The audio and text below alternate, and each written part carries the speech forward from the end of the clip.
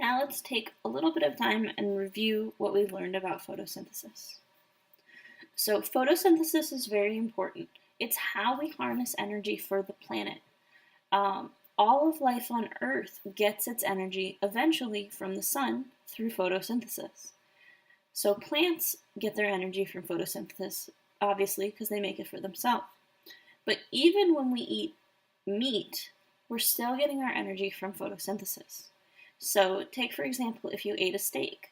Well, the cow that steak came from got its energy from eating plants, and they got their energy from the sun.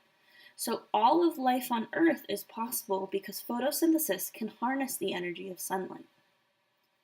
That energy of sunlight and water go into the first stage of photosynthesis, called the light reactions. In photosystem 2, and then the electron transport chain, and then finally photosystem 1. The electrons are moved from water molecules through these processes, and eventually the electrons are given to NADPH. The light reactions happen in the thylakoid membrane and release molecules of oxygen.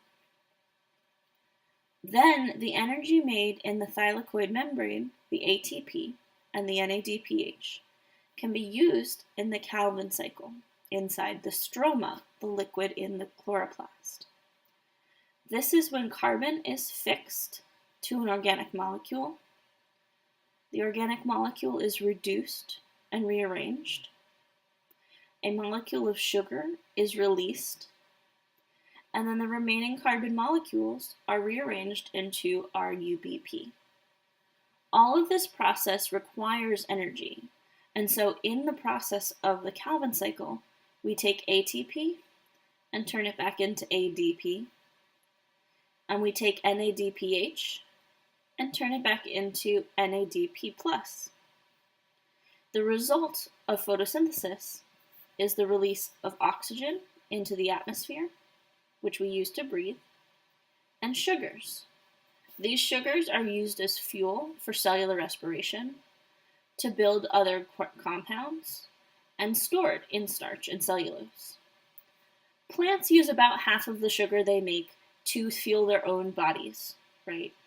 Plants have mitochondria, so they use some of this sugar in their own mitochondria to make their own ATP through cellular respiration.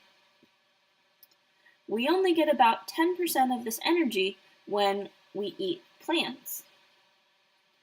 But this is essential food for all of the life on Earth.